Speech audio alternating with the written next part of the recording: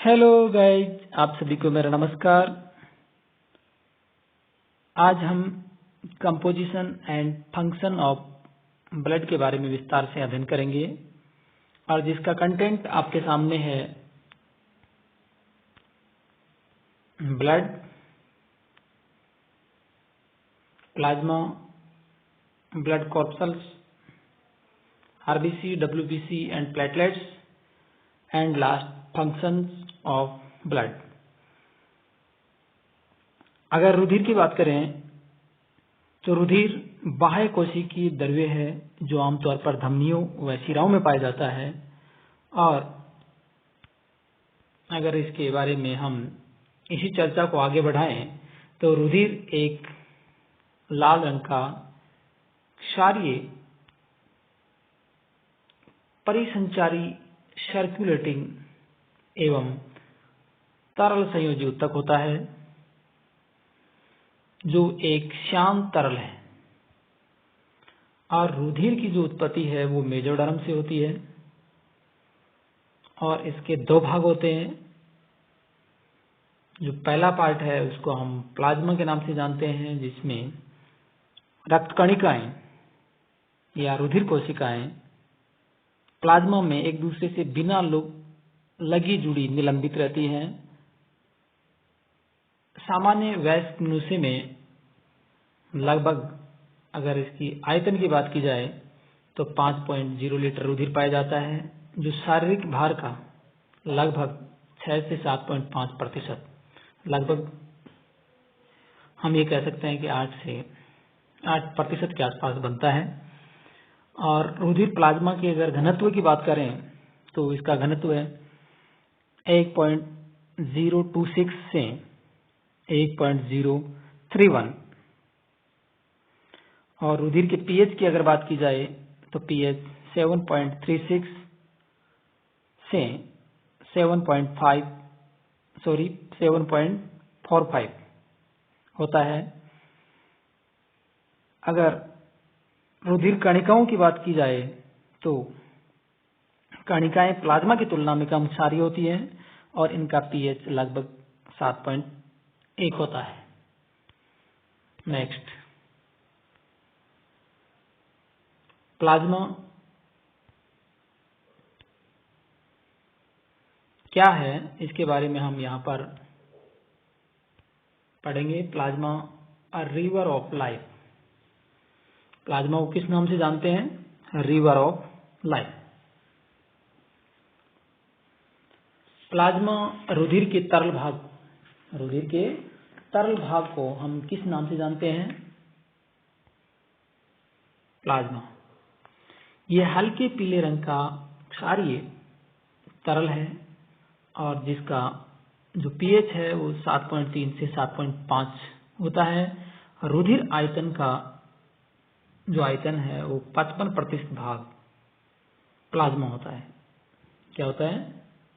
यानी संपूर्ण जो रक्त है उसका लगभग 55% भाग है वो प्लाज्मा से बना होता है। शेष जो पार्ट है वो रक्त कणिकाओं, ब्लड कॉर्पसल्स के रूप में होता है। रक्त में उपस्थित इन घटकों का विस्तार से वर्णन आगे करेंगे।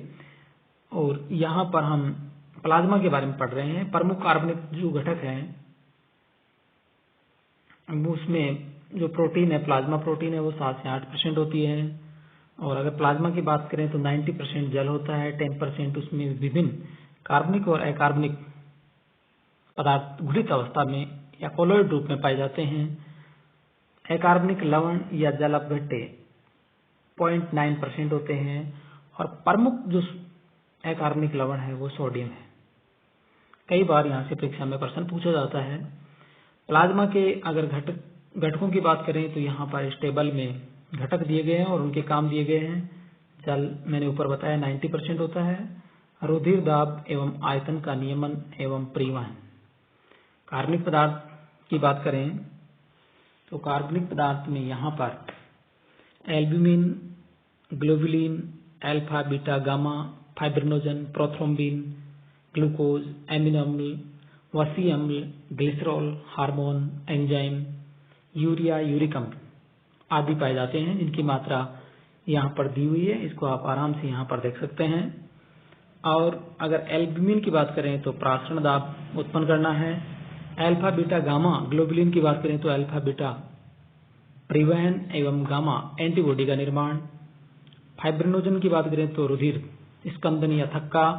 प्रोथ्रोम्बिन की बात करें तो रुधिर स्कंदन।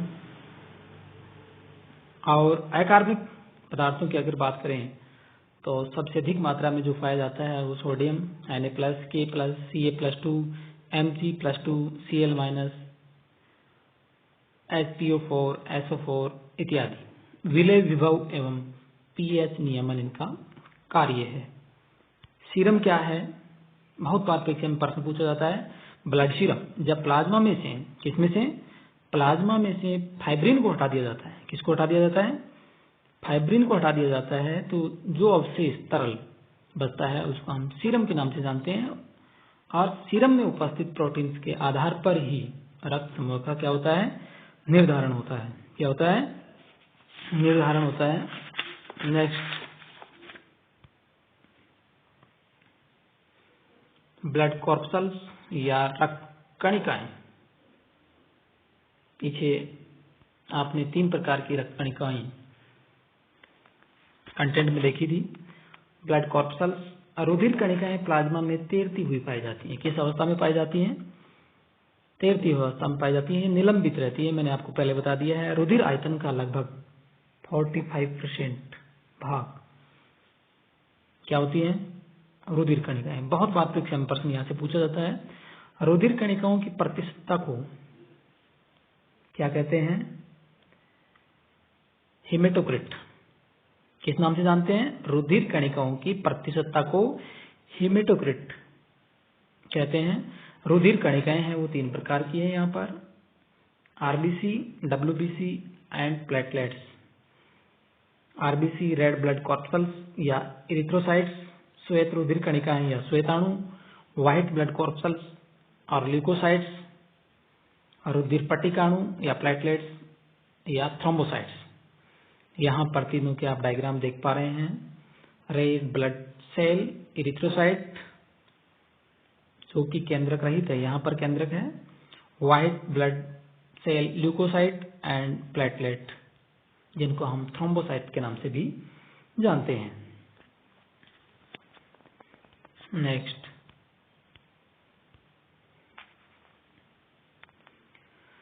रेड ब्लड कॉर्पसल्स और इरिथ्रोसाइट। आरबीसी या रक्ताणु जो हैं उनको हम यहाँ पर लाल रक्त कणिकाएं या इरिथ्रोसाइट्स। लाल रक्त कणिकाओं की सर्वप्रथम ल्यूवेनहॉक ने छोटे गोल कणों के रूप में 1674 में देखा था। अगर आकृति की बात करें तो ये अंडाकार, उभयोतल या बाइकॉन्वेक्स या केंद्रक युक्त होती है। किनमें? न्यूक्लिएटेड होती है कशेरुकी जंतुओं के अतिरिक्त। किसके अतिरिक्त? कशेरुकी जंतुओं के अतिरिक्त। स्तनियों में ऊंट एवं लामा। बहुत बार परीक्षा में यहाँ से प्रश्न पूछा जाता है। स्तनियों में ऊंट एवं लामा को छोड़कर पूर्ण परिपक्व इरिथ्रोसाइट्स वर्ताकार, उभयतल या बाइकॉन्केव एवं केंद्रक विहीन होती है, नॉन न्यूक्लिएटेड। स्तनियों में उपस्थित उभयावतली इरिथ्रोसाइट होने के कारण इनका आधार या सरफेस एरिया बढ़ जाता है। किसके कारण से? उभयावतल होने के कारण, केंद्रक की अनुपस्थिति के कारण इसे अधिक मात्रा में हीमोग्लोबिन समा सकता है। संख्या की बात करें तो यहाँ पर 47 लाख प्रति घन मिमी से 52 लाख प्रति घन मिमी। वयस्क पुरुष में इनकी संख्या 52 लाख प्रति घन मिमी और महिला में 47। इनमें माइटोकॉन्ड्रिया नहीं पाए जाते हैं, ये मैंने आपको बता दिया है। इनके अंदर कोलॉइडी आधात्री में हीमोग्लोबिन नाम की लाल रंजक प्रोटीन पाई जाती है। हीमोग्लोबिन एक संयुग्मी प्रोटीन है और ये श्वसन रंजक का कार्य करती है। किसका कार्य करती है? श्वसन रंजक का कार्य करती है। इसके प्रत्येक अणु में 4 फेरस आयन, क्या? फेरस आयन, हीम समूह तथा 4 पॉलीपेप्टाइड श्रृंखलाएं होती है। हीमोग्लोबिन ऑक्सीजन के साथ उत्क्रमणीय रूप किसमें उत्क्रमणीय क्रम में जुड़कर ऑक्सी हीमोग्लोबिन बनाती है और इसमें कार्बोनिक एनहाइड्रेज भी काफी मात्रा में पाया जाता है। मानव में हीमोग्लोबिन का जो औसत जो मात्रा है वो 15 ग्राम प्रति डेसीलीटर होती है। हीमोग्लोबिन के कारण रुधिर का रंग लाल दिखाई देता है। किसके कारण? हीमोग्लोबिन के कारण।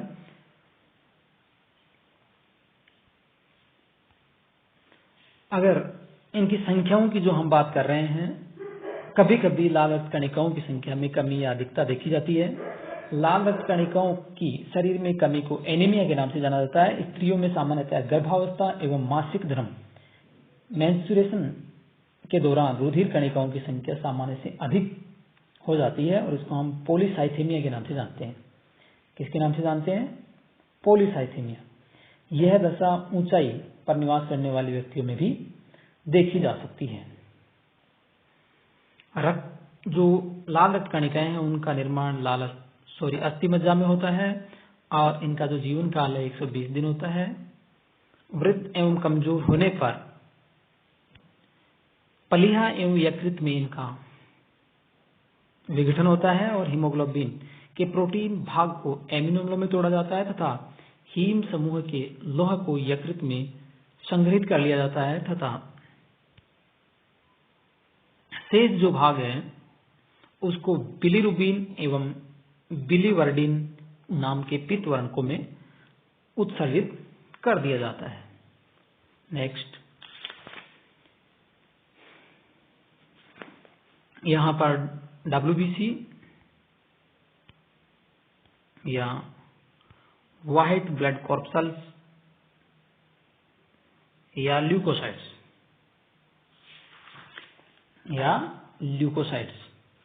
ये लाल रक्त कणिकाओं की अपेक्षा काफी बड़ी, अनियमित एवं परिवर्तनशील आकार, संख्या में कम तथा केंद्रकमय, वहां पर न्यूक्लिएटेड नहीं थी लेकिन यहां पर न्यूक्लिएटेड होती हैं। केंद्रक की उपस्थिति के कारण इन्हें वास्तविक सेल्स या ट्रू सेल्स के नाम से जाना जाता है और इनका जो कोशिका द्रव्य प्राय रंगहीन किंतु कणिकामय होता है। देखिए, केंद्रक युक्त एवं रंगहीन कणिकाएं होती हैं। वयस्क मनुष्य में इनकी संख्या लगभग 7000 प्रति घन मिमी। मानव में रक्ताणु तथा श्वेताणु की जो कणिकाएं हैं उनकी अगर अनुपात की बात करें तो 600:1 के अनुपात में होती है। इनका आकार भिन्न भिन्न होता है और इनका निर्माण अस्थि मज्जा एवं लसिका ऊतकों में होता है। इनका जीवन काल 4 से 5 दिनों से कई दिनों तक का हो सकता है। और अमीबीय गति, यहाँ पर इसको आप नोट करें, अमीबीय गति इनका विशिष्ट लक्षण है। श्वेताणु अनेक प्रकार के होते हैं। राइट्स के अनुसार इनको हम निम्नलिखित प्रकारों में वर्गीकृत कर सकते हैं। ल्यूकोसाइट्स को कणिका में श्वेताणु या ग्रेनुलोसाइट्स अभिरंजक स्ट्रेन के प्रति आधार पर इनको वर्गीकृत किया गया है। नेक्स्ट वर्गीकरण है इनका इयोसिनोफिल्स, या एसिडोफिल्स, बेसोफिल्स और न्यूट्रोफिल्स या हेटेरोफिल्स।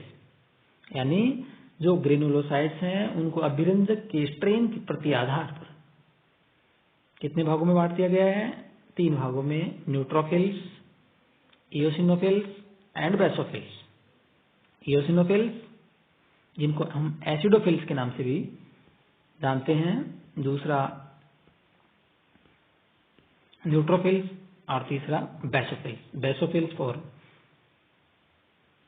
इनको हम बेसिक मिथाइलिन ब्लू के द्वारा अभिरंजक या अभिरंजित होने के कारण नाम दिया गया है। और न्यूट्रोफिल्स किसी भी प्रकार के अभिरंजक के प्रति अभिरंजित नहीं होते हैं। उदासीन कोशिका द्रव्य में उपस्थित कणिकाएं उदासीन अभिरंजक द्वारा अभिरंजित की जाती हैं। तो 62% न्यूट्रोफिल्स, डायपेडेसिस और जीवाणु को नष्ट करना। किसकी बात कर रहे हैं? न्यूट्रोफिल्स। ये श्वेत रक्त कणिकाएं हैं, उनका 60 से 70% सबसे अधिक जो भाग है वो इसी के द्वारा बना होता है और इनका व्यास 12 से 15 म्यू होता है और ये 2 से 5 या अधिक पिंडों से इनका केंद्रक बना होता है।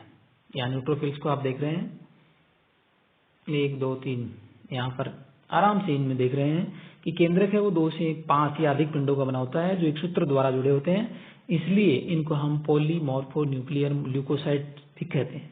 क्या? पॉलीमॉर्फो न्यूक्लियर ल्यूकोसाइट्स भी कहते हैं। मादा से कुछ न्यूट्रोफिल्स के केंद्रक से एक सूक्ष्म गोल सा पिंड जुड़ा रहता है। किसमें? मादा में कुछ न्यूट्रोफिल्स के केंद्रक से एक सूक्ष्म गोल सा पिंड जुड़ा होता है और उसे हम ड्रम स्टिक के नाम से जानते हैं। और ये रचना बार काहे की भांति एक अक्ष गुणसूत्र के रूपांतरण की फलस्वरूप बनती है और ये कोशिकाएं डाईपैडेसिस की क्रिया द्वारा कैपिलरीज या कोशिकाओं के द्वारा बाहर निकलकर अमीबीय गति दर्शाती हैं और इनके भ्रमण की जो गति है वो 40 म्यू गति प्रति मिनट होती है और इस प्रकार ये शरीर के बाह्य या बाहरी रोगाणु से रक्षा करती हैं। और इन श्वेताणुओं की बहुत बार परीक्षा में यहाँ से प्रश्न पूछा जाता है, इन श्वेताणुओं की संख्या मवाद पड़ने वाले संक्रमण के समय बढ़ जाती है। दूसरा है इयोसिनोफिल्स। ये श्वेत रक्त कणिकाएं संख्या में लगभग 1 से 4% और इनका व्यास है वो 10 से 15 म्यू और इनका केंद्रक यहाँ पर आप आराम से देख सकते हैं 2 लोब बने हुए हैं। कितने लोब बने हुए हैं? बाइलोब्ड होता है और ये अम्लीय अभिरंजकों जैसे इयोसिन द्वारा अभिरंजित होती है और ये विषैली प्रकृति की होती है और इनका जीवन काल 8 से 12 दिन का होता है। विषैली प्रकृति की प्रोटीन्स के निराविषीकरण, यानी ये विषैली प्रकृति की प्रोटीन के निराविषीकरण, डिटॉक्सिफिकेशन एवं विनाश डिस्ट्रक्शन का कार्य करती हैं। इस प्रकार श्वेताणुओं की संख्या एलर्जी की दशा में बहुत अधिक बढ़ जाती है। किस समय? एलर्जी में। बहुत बार परीक्षा में यहाँ से प्रश्न पूछा जाता है। ऐसा माना जाता है इन कोशिकाओं में स्टिमिन की मात्रा बहुत अधिक होती है जो एलर्जी की क्रियाओं को प्रकट करता है। लास्ट है बेसोफिल। ये श्वेत रक्त कणिकाओं का जो प्रकार है उनका लगभग कितना है? 0.5% और इनका जो केंद्रक है वो बड़ा होता है, वृक्काकार। कैसा होता है? वृक्काकार होता है और ये मिथाइलिन ब्लू के द्वारा अभिरंजित होती है। इनका जीवन काल 12 से 15 दिन का होता है। ये कोशिकाएं हिपेरिन का निर्माण करती हैं तथा हिस्टामिन एंड सीरोटोनिन का वहन करती है। हिस्टामिन एंड हिपेरिन या सीरोटोनिन का वहन करती है। इन कणिकाओं की संख्या चिकन पॉक्स, बहुत बार परीक्षा में यहाँ से प्रश्न पूछा जाता है, चिकन पॉक्स के समय किस प्रकार की WBC की संख्या बढ़ जाती है? तो यहाँ पर आपका आंसर होगा बेसोफिल्स। दूसरा जो प्रकार था वो था कणिका विहीन एग्रेनुलोसाइट्स। क्या था? एग्रेनुलोसाइट्स या श्वेत रक्त कणिकाएं या एग्रेनुलोसाइट्स कणिका विहीन होती है और इनके कोशिका द्रव्य में कणिकाएं नहीं पाई जाती हैं, अर्थात जीव द्रव्य कैसा होता है? समांगी होता है। इनका केंद्र पिंडाकार न होकर गोल या कटा हुआ, यहाँ पर आप देख सकते हैं किस प्रकार का दिखाई दे रहा है, गोल या कटा हुआ अथवा वृत्ताकार किडनी शेप्ड होता है। एक ही केंद्रक होने के कारण इनको मोनोन्यूक्लियर रुधिराणु, मोनोन्यूक्लियर कॉर्पसल भी कहा जाता है। और इनका निर्माण कहाँ होता है? थाइमस, प्लीहा एवं लस्सी का गांठों द्वारा होता है। केंद्र की उपस्थिति के आधार पर, किसकी उपस्थिति के आधार पर? केंद्र की उपस्थिति के आधार पर इनको 2 श्रेणी में बांट सकते हैं। लिम्फोसाइट्स, ये नीचे दिया हुआ है यहाँ पर 30%, लगभग 25 से 30%। हम आपकी बात करें तो 8 से 16 म्यू। केंद्रक बड़ा गोलाकार होता है और केंद्रक की अपेक्षा कोशिका द्रव्य का परिमाण बहुत कम होता है। ये अन्य ल्यूकोसाइट से कम क्रियाशील और इनका निर्माण लिम्फोब्लास्ट में होता है। किन कोशिकाओं से होता है? लिम्फोब्लास्ट से। और इनका प्रमुख कार्य है वो बीटा गामा ग्लोबुलिन का निर्माण करना। और गामा ग्लोबुलिन से किसका निर्माण होता है? एंटीबॉडी का। और इन कणिकाओं की संख्या ऊतकों की मरम्मत में भी सहायता करती है और इनकी संख्या कुकर खांसी के समय वुपिंग कप के समय काफी बढ़ जाती है। बहुत बार परीक्षा में यहाँ से प्रश्न पूछा जाता है। दूसरा है मोनोसाइट्स, ये समस्त ल्यूकोसाइट्स का लगभग 4 से 5% मैक्रोफेजेज भाग बनाती हैं और इनका परिमाण है वो 15 से 20 म्यू। केंद्रक बड़ा वृत्ताकार एवं परिधि की ओर एसेंट्रिक होता है, परंतु इसमें कोशिका द्रव्य की मात्रा लिम्फोसाइट की तुलना में क्या होती है, अधिक होती है। और इनका निर्माण जो होता है वो किसके द्वारा होता है, मोनोब्लास्ट। किसके द्वारा, मोनोब्लास्ट। जबकि लिम्फोसाइट का निर्माण किससे हो रहा था, लिम्फोब्लास्ट। ये न्यूट्रोफिल्स की तरह शरीर में प्रवेश करने वाले सूक्ष्म जीवाणुओं का या सूक्ष्म जीवों का अंतर्ग्रहण कर उनको क्या करती हैं, फैगोसाइटोसिस कर देती हैं और ये मृत कोशिकाओं का निस्तारण का कार्य भी करती हैं। अतः स्कैवेंजर्स भी कहलाती हैं। क्या कहलाती हैं, स्कैवेंजर्स या अपमार्जक भी कहलाती हैं।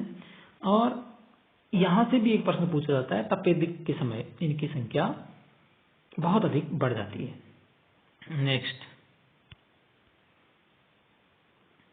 प्लेटलेट्स या थ्रोम्बोसाइट्स। प्लेटलेट्स या थ्रोम्बोसाइट्स आप यहाँ पर बहुत ही छोटे 2 से 4 मिमी व्यास की होती है। इनकी आकृति अगर देखें तो गोलाकार या अंडाकार या सलाखा समान। और रक्त कोशिकाओं में इनका आमाप सबसे छोटा होता है। इनका जीव द्रव्य कणिकामय तथा बीच में से गहरा क्षारी तथा परिधि पर पीला व समांगी होता है। इनका जीवन काल 2 से 3 दिन होता है, यानी 5 से 7 दिन तक होता है। और इनका नवीनीकरण होता रहता है। और रुधिर में इनकी संख्या की अगर बात करें तो लगभग 3 लाख प्रति घन मिमी होती है। रुधिर के थक्का निर्माण की क्रिया को प्रारंभ करने के लिए ये महत्वपूर्ण होती है। और अगर इनके निर्माण या उत्पादन की बात करें तो मेगाकैरियोसाइट्स कोशिकाओं द्वारा, किसके द्वारा, मेगाकैरियोसाइट्स कोशिकाओं द्वारा अस्थि मज्जा में रेड बोन मेरो में इसका निर्माण होता है। प्लेटलेट्स की संख्या में कमी होने की स्थिति को हम किस नाम से जानते हैं, थ्रोम्बोसाइटोपेनिया। थ्रोम्बोसाइटोपेनिया। इस स्थिति में रक्त कोशिकाओं से बाहर निकल कर आने लगता है। इनका कार्य मैंने आपको बता दिया है। रक्त या जो रुधिर का थक्का है उसको प्रक्रिया को प्रारंभ करने के लिए महत्वपूर्ण इनका कार्य है। उसके बाद में नेक्स्ट, फंक्शंस ऑफ ब्लड, रक्त के कार्य। अगर रक्त के कार्यों की बात करें तो गैसीय परिवहन, जिसमें transportation of oxygen and transportation of carbon dioxide. लाल रक्त कणिकाओं में हीमोग्लोबिन की सहायता से श्वसन अंगों से ऑक्सीजन ग्रहण करके कोशिकाओं सेल्स तक पहुंचाता है और वहां से कार्बन डाइऑक्साइड को लेकर के श्वसन अंगों तक पहुंचाता है, जहां से ये उच्छ्वसन या एक्सपायरेशन की प्रक्रिया द्वारा इनको CO2 को बाहर निकाल दिया जाता है। डिस्ट्रीब्यूशन ऑफ फूड, खाद्य पदार्थों का परिवहन, उत्सर्जित पदार्थों का परिवहन भी होता है। Regulation of body temperature, regulation of body temperature, दैहिक ताप का नियमन, body temperature, regulation of body temperature.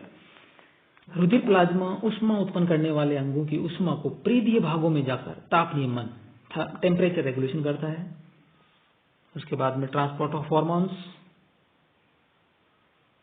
Protection against disease, repair of injury, formation of blood clotting, transport of excretory vast, water balance and diagnosis of disease. बहुत सारे काम यहाँ पर दिए गए हैं। पीएच का नियमन भी इसी के द्वारा होता है। प्लाज्मा में उपस्थित प्रोटीन उभयधर्मी प्रकृति की होती है। प्रोटीन्स की उपस्थिति के कारण रुधिर एक उभय प्रतिरोधी का तंत्र का निर्माण, बफर सिस्टम का निर्माण करता है या बफर सिस्टम की तरह कार्य करता है, जिससे इनके पीएच में होने वाले परिवर्तनों को रोका जा सकता है। घाव भराव या हीलिंग ऑफ वाउंड या रिपेयर ऑफ इंजरी, टूटे फूटे जो अंगों की मरम्मत करके घावों को भरने की क्रिया में सक्रिय योगदान। श्वेताणु,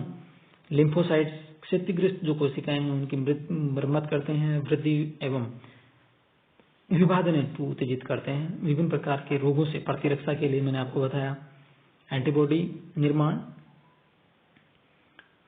ऊष्मा का सेवन, रक्तचाप नियंत्रण, रुधिर अपने आयतन एवं विस्कासिता में परिवर्तन करके शरीर के रक्तचाप ब्लड प्रेशर को नियमित बनाए रखता है। और लसिका का निर्माण यहाँ पर मैंने लिख नहीं रखा है, लेकिन रुधिर से लसिका का निर्माण होता है। लसिका वास्तव में छना हुआ फिल्ट्रेटेड रुधिर प्लाज्मा ही होता है। यह समस्त ऊतकों के नम मॉइस्ट बनाए रखने का कार्य करता है, जिनके बीच में ये भरा रहता है। Thank you.